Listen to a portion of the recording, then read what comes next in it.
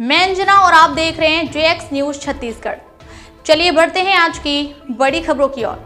भिलाई के जामुल थाना अंतर्गत जामुल SCC फैक्ट्री में बेल्डर का काम करने वाले व्यक्ति जिसका नाम बताया जा रहा है मोहम्मद आबिद, जिसकी उम्र 29 वर्ष, जो जामुल के वार्ड क्रमांक 2 का निवासी है, जिसकी आज सुबह फैक्ट्री के अंदर अचानक मौत हो गई। बताया जा रहा है कि करंट लगने से मौत हुई है।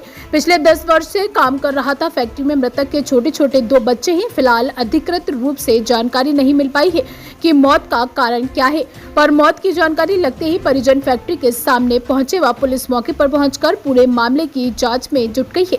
भिलाई से गौरव यादव की खास रिपोर्ट। शर्मा, ये बताइए क्या घटना हुई थी, आप लोगों को कैसे जानकारी मिली?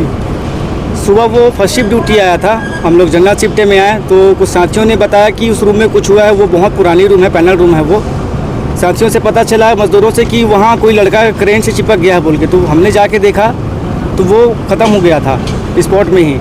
और मेरे हिसाब से ये कंपनी को सोचना चाहिए कि ये जाँच का विषय है। ये सेफ्टी को लेके वो हम लोग जब अंदर गए कुछ मजदूर, वो पैनल पहले से खुला हुआ था जो कि खुला होना नहीं चाहिए।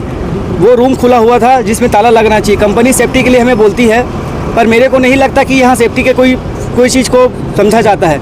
मजदूरों के साथ खिलवाड़ किया जा रहा है, चाहे ये बड़ी फैक्ट्री हो चाहे छोटी छोटी फैक्ट्री। आप छत्तीसगढ़ स्टेट से लेके आप किसी भी मजदूर वर्ग में चले जाइए, मजदूरों के लिए कोई किसी भी प्रकार का कोई नियम लागू नहीं है। जो भी चीज़ है सब ये बड़े बड़े कॉर्पोरेटर घराने के लिए ही है। वो मजदूर अगर ड्यूटी किया है, अगर कंपनी अगर ध्यान देती सेफ्टी को लेके, तो शायद वो मजदूर आज हमारे बीच रहता। अभी हाल ही में आपने कुछ महीने फिर सुना था कि कंपनी में मर्डर हुआ है। ये क्यों हो रहा है? ये ऐसी अगर मजदूरों का मर्डर होता रहेगा तो मजदूर कहाँ जाएंगे? किसान के ऊपर भी उतना ही शोषण हो रहा है। रही बात हम मजदूरों की, हमने प्रबंधक महोदय से अभी बात किया है। प्रबंधक महोदय यहाँ पे नहीं आए हैं, जब वो आ जाएंगे तो इस विषय में पूरी बात करेंगे हम। ये बताइए जो मृतक है किस डिपार्टमेंट में काम करता था? मृतक जो काम करता था वो मेंटेनेंस में था। वो तो पैनल के पास कैसे पहुंचा? होता ये हमारी कंपनी में, मैं इस कंपनी में काम करता हूँ, मजदूर हूँ, तो भली भांति सारी चीज़ों को जानता हूँ। यहाँ होता ये हमारा एजुकेशन हर अलग जगह में होता है। यहाँ कंपनी ये बोलती है कि आप रूल रेगुलेशन का काम करो, पर ऐसा नहीं होता। यहाँ के जो ऑफिसर्स हैं वो ये करते हैं कि मान लो अगर कुछ टूल्स अगर मेरे को मिल गया दूसरे से, तो उसे मैं ऐसी जगह रखवा देता हूँ जो सिर्फ मैं यूज़ करूँ। ज़रूरत पड़ने पे उसी मजदूर को फ़ोन करके वो मंगवाता है। हो सकता है वहाँ पे कुछ ऐसा मेंटेनेंस का टूल्स रखा होगा, ऑफिसर ने उसको भेजा, उसको पता नहीं था कि वहाँ करेंट पहले से है, पानी आ रही थी, बहुत पुरानी जगह है। वो हो सकता है अर्थिंग मिला होगा, चिपक गया होगा टूल्सों को लेने के चक्कर में।